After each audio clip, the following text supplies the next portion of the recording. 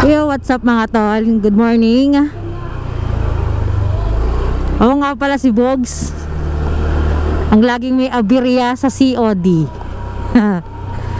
At yung mga tol, kamusta kayo? Ako okay lang.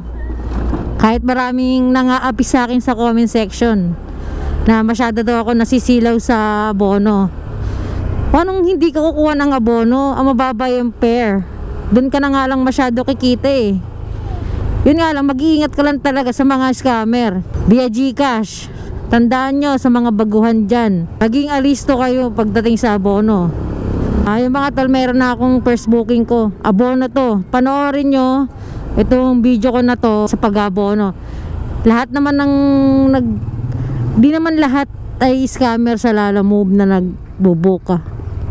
Katulad ito sa may MS Del Pilar, Pasig. Abono to. Lagi ko rin to napipikapan. Okay.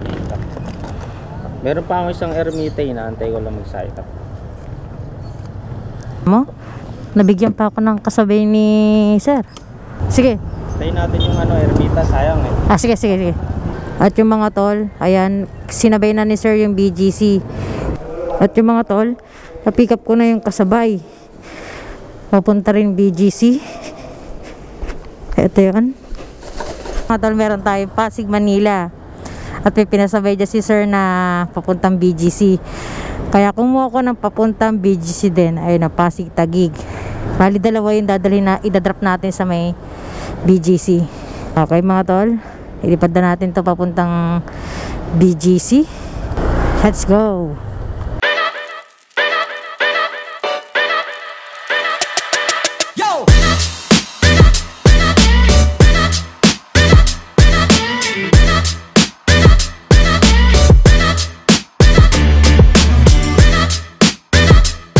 At yun mga tol, na-drop ko na yung dalawa dito sa may BGC. Pusita tayo sa Manila. Let's go!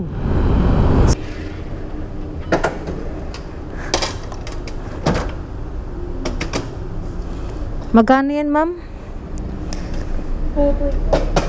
2-3 no? COD.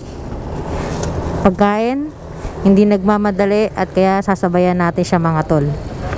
Okay, hanapan natin siya ng kasabay.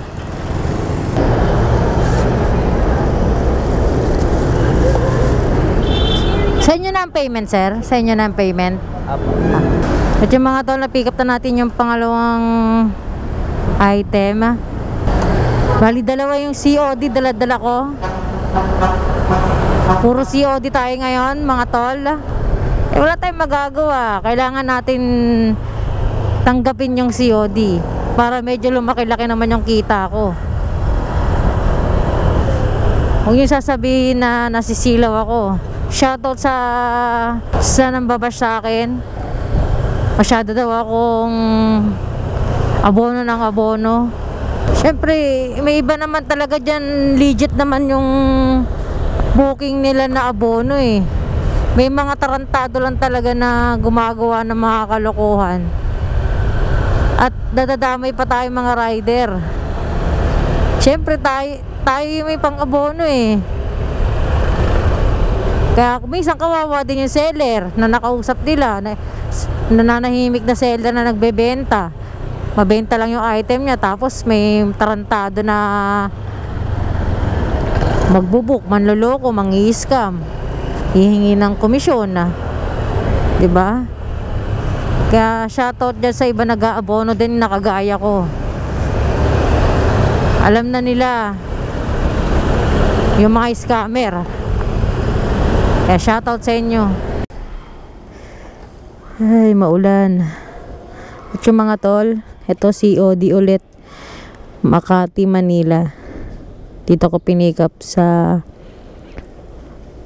Farm Village. Ito. Hoodie. 1-2. Okay. Indianong magaling magtagalog. Dinaig pa ako ah.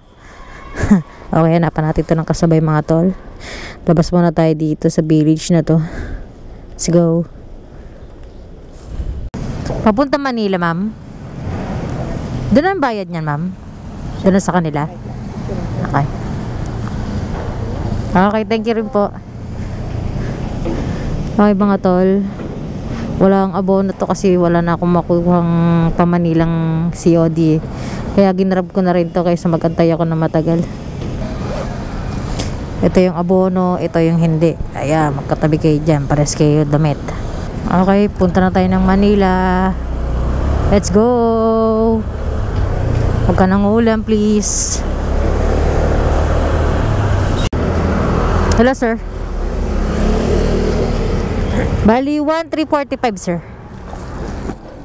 Okay, proceed na tayo dun sa hindi abono. At yung mga tol, meron akong isang customer dito. Abono siya. Bali, yung pinapabonohan niya is 1,511 pesos.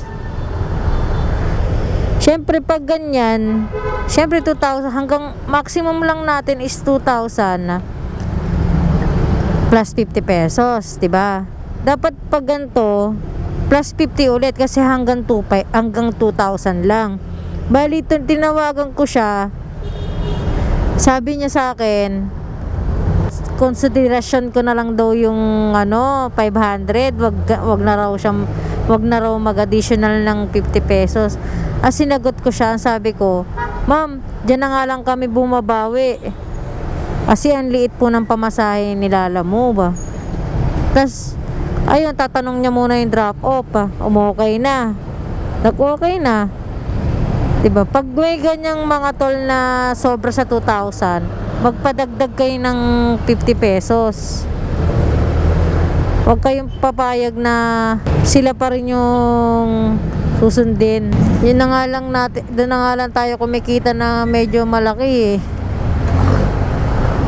Sila na lang lagi.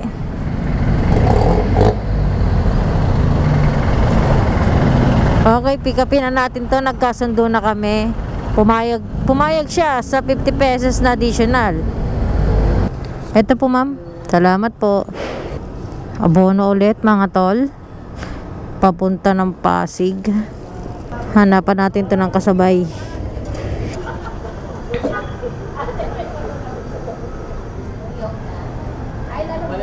Ay, hindi siya. Babae din kasi yun eh. Ito ba? Lala mo? Hindi ako nadanglan. Po. 1,500 na, ma'am. 1, 2. Okay, thank. Wait lang, ako na magbabayad ng Ay, kayo po. Thank you po. Ay, thank you po, ma'am. Thank you pa sa pasobra. Ito, sir. Nabayad lang yung diba? Apo, binayaran niya na yung shipping fee. Yung, ano na lang po yung inabono. Magkano? 1,500 po, sir. Ito po. Kita nga, para masend ko doon sa Sige po. Thank you. Okay, salamat po. At yung mga tol, na-deliver ko na yung drop-off ko dito sa may Pasig na parehas COD. At dito ko na rin tatapusin ang aking video. Yung ibang orders natin, kalimitan ay COD. Pag hindi kasi tayo kumuha ng COD, konti lang kikitain natin kasi mababa nga yung per nilalamove, diba? Alam nyo naman yan. Nakita nyo naman na legit lahat ng mga inabonohan ko. Hindi lahat tayo scammer. Kalamitan lang talaga. Yung iba ay walang magawa sa buhay. Ayun, mangi-scam sila sa apps, gagamitin yung lalamove. Kung sino ka man, sana naman maawa ka sa mga rider at sa mga nagbebenta sa marketplace. Ikaw, nandiyan ka lang, uutakan mo, hihingi ka ng tubo kunwari dun sa binibenta ng seller. As pag nakuha na yung tubo mo na 500 or magkano man yan, bigla ka na lang magwala parang bula. Okay mga tol, kita-kits tayo sa susunod na video. Paalam. Peace out.